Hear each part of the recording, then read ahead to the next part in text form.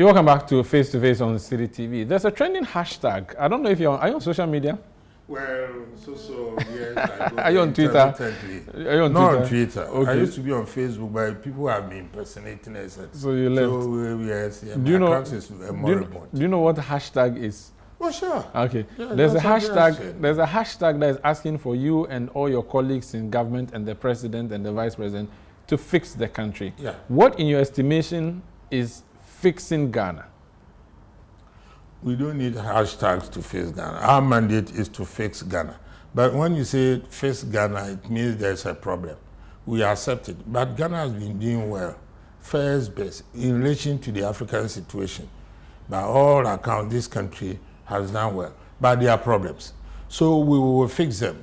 So you agree that we have to fix Ghana? So the hashtag is yeah, it depends upon where you are coming from, because Ghana need not be here. We could have been with the likes of Korea and Singapore.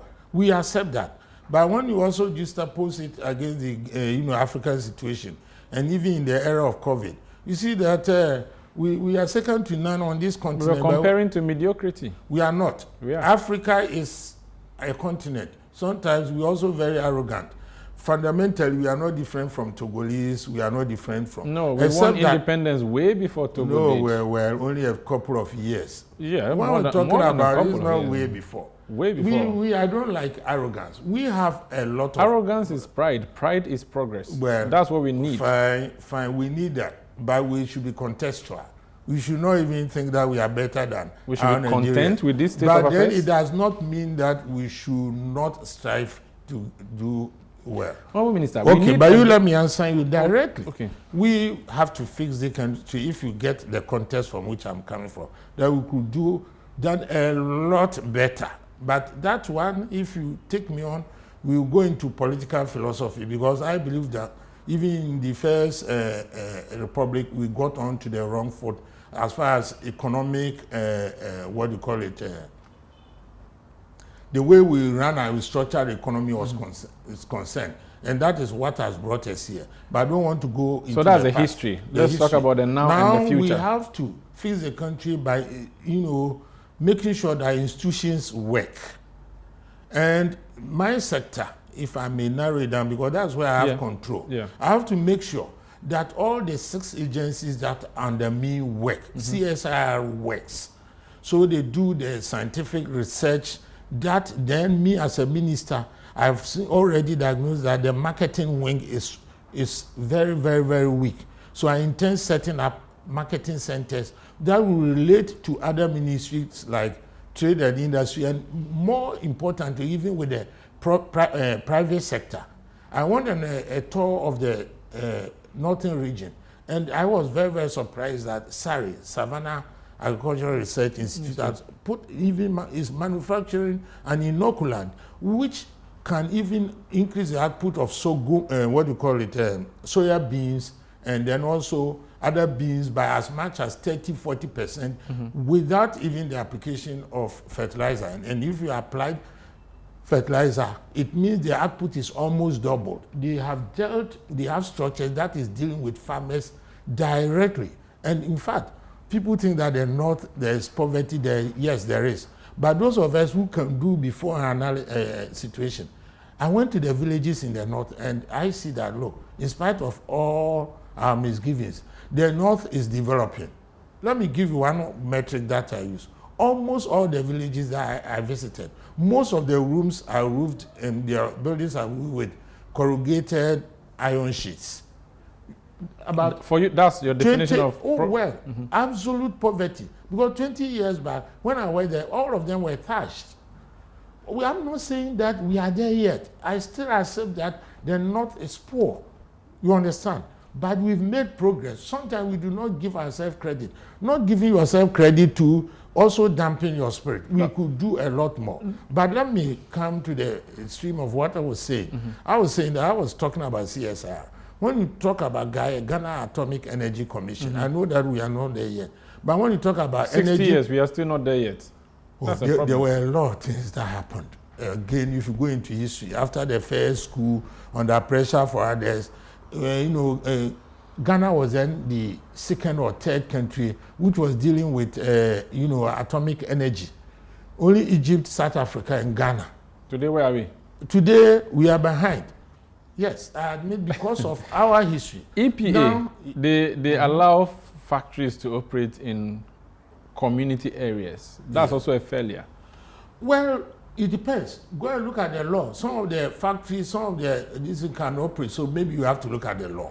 It is not a failure. They are enforcing the law. The other time I asked Honorable Kokofu why they allowed petrol stations, for example, to operate in built-up areas. So look, there are several issues. In the first instance, filling stations, there's no law that bans them from operating in built-up areas. It's only gas stations.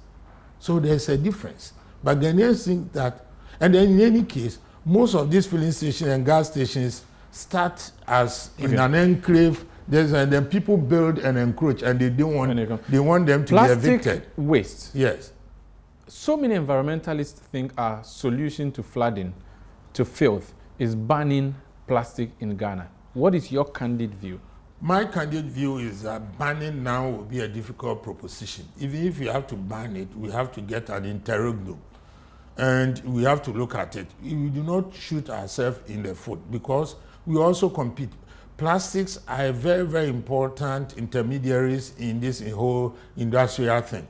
That is why not all industrial countries have even banned plastics. But we have to manage the plastics well. So our first goal, and we started through policy and programs. You will be hearing of us in a very big way. We've started up a national secretariat, is in the works, is close to, what do you call it, where the Ministerial Committee, where the office was. So if we can't ban plastic now, when can we ban plastic? Well, we have to manage it. If we manage For how long are we going to no, please. Because the assumption that if you manage it well and it's not causing an environmental menace, why do you plan it? Why do you ban it? Then the problem has been solved. Because we have to work towards a circular economy. So you're moving from banning to managing. You think managing is better than banning? Managing can be, it's an asymptotic thing. So you get closer and closer and closer to the ideal. So if you are able to manage it and about 5% of plastics get leaked into the environment, at that stage, then you can bring different strategies. At that time, banning might even become a moot point because people might see that it will set a very, very economically steep activity that they themselves will have banned it, so to speak. So how can you prevent plastic bottles and sachet water bags being dropped in drains and causing flooding when it rains? That's why I'm saying that we're coming with policies. Policies, we are tired, sir. There was a policy during Ayariga's time when he was a minister here. Yes. We are not tired. Too much. We are not tired. You sure? We are not tired in the sense that these are difficult things. First thing to admit and see the complexity of it is just like this galamsey thing that was unleashed on us. You can't be tired. We will not be tired. But we have to work paperwork. at it. Well, it's not paperwork. That's why I'm saying concrete things with setting up systems which will work. I'm only about 2-3 months in the works. So I intend taking it up in a very, very serious matter. I've had successes in my past, and I have every reason to believe that it will work. Finally, without being boastful, when health insurance came on, we faced similar problems. People thought it would not work.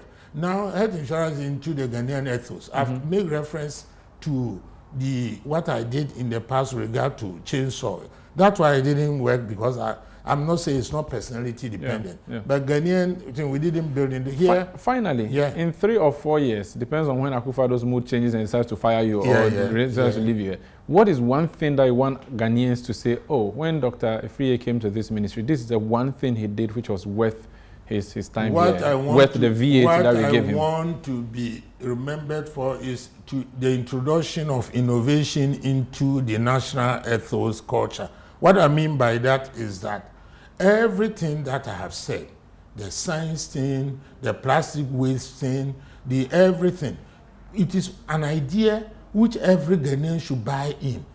The software part of national development. if people buy into it, then you don't need holistic methods to do that. Okay. If somebody went to Wase-Kropong and the people there do not want galamsey, you think they will have a place to even sleep?